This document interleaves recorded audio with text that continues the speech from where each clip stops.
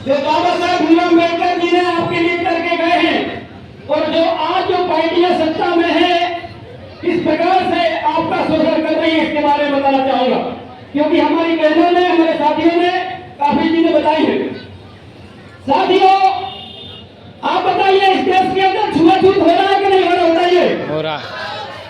किसके साथ हो रहा है? आप बताइए। देखिए, हमारे सरकार में बैठे साथियों से कहना चाहूंगा कि ये वही लोग हैं जिनके साथ छुआछूत हो रहा है। साथियों, आज भी हमारे प्रोफेसर नहीं है कॉलेजों में, हमारे साथी अभी बोल रहे थे कि जो पढ़ा लिखा व्यक्ति है उसके साथ छुआछूत नहीं होता है।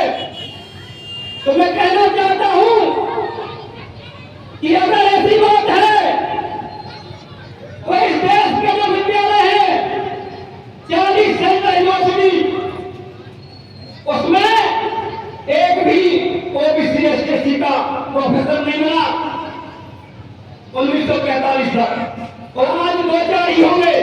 ये भी एक बहुत बड़ा छुआछूत है। क्यों है?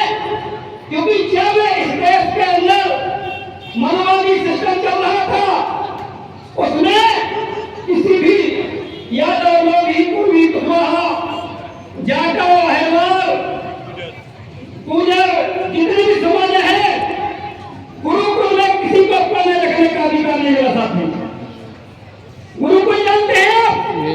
हाँ, भाई को जानता है तो गुरुकुल का मतलब वो जहां पर ब्राह्मण समाज के लोग तय करेंगे कौन पढ़ेगा कौन नहीं पढ़ेगा और किसको शिक्षा देंगे किसको नहीं देंगे।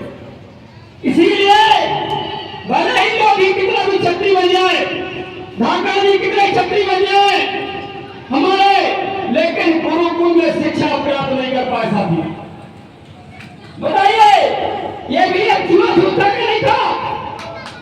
किसी लोग ही, कोई धाकड़, कोई गुजर, कोई साहू, कोई पटेल, कोई कुर्मी बता दे एक गुरुकुल में क्यों नहीं पढ़ने लिखने दिया? ये वही मनोवादी ब्राह्मणवादी सोच के लोग थे जिन्हें आपको पढ़ने लिखने का अधिकार नहीं दिया। था बातें करने को लिए तो बहुत सारी बातें हैं, बातें कर लेंगे, लेकिन सच्चाई यही है। जब भीमराव अम्बेडकर जी का जब नाम लिखा जाना था पहली कक्षा में, तो जब उनके पिताजी जब एडमिशन कराने गए तो जो सामने बैठा हुआ व्यक्ति था उन्होंने कहा, स्वागत, बहुत बढ़िया बच्चा है, बोलो फॉर्म भरो। फॉर्म भरा, फॉर्म भरते समय नाम तो बोलना पड़ेगा, ठीक है ना? तो जब उन्होंने बोला नाम सतपाल, तो उन्होंने सोचा यार ये तो गलत जाति है। तो साथियों, वो ब्राह्मण वर्ग के टीचर ने उस फॉर्म को ऐसा फाड़ दिया। सोचिए, ये क्या जातिवाद नहीं था? अगर आप कह रहे हैं कि इन पंडित जी की सहायता थी, बिल्कुल होगी, कोई दिक्कत नहीं, लेकिन मैं कहना चाहता हूं आप ज्योतिबा फुले साहब को पढ़िए। एक बात, ज्योतिबा फुले साहब के साथ क्या हुआ? वो तो ओबीसी वर्ग थे, सत्यवादी समाज से थे, कुशवाहा समाज से थे, वो तो उस समाज से थे जो सम्राट अशोक, सम्राटों के सम्राट, अखंड भारत के निर्माता थे। उनकी जाति के साथ इस देश के अंदर मनवादियों ने जातिवाद किया, और ज्योतिबा फुले साहब को जो 11 अप्रैल को जिनकी जयंती मनाई जाती है उनके साथ भी छुआछूत किया था, उनको भी पढ़ने नहीं दिया। तो जो ओबीसी वर्ग के लोग सोचते हैं कि सिर्फ दलितों के साथ जातिवाद होता है, मैं कहता हूं लोधी के साथ भी होता है, गुर्जर के साथ भी होता है, जाटों के साथ भी होता है, और साहू के साथ भी होता है। क्यों होता कि नहीं होता?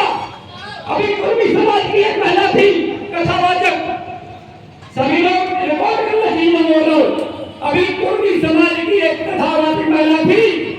आपको बताना चाहता हूं, हमारे पनागर जबलपुर में एक कथा करने का काम कर रही थी और ब्राह्मण समाज के लोगों ने उनको कथा करने से रोक दिया था।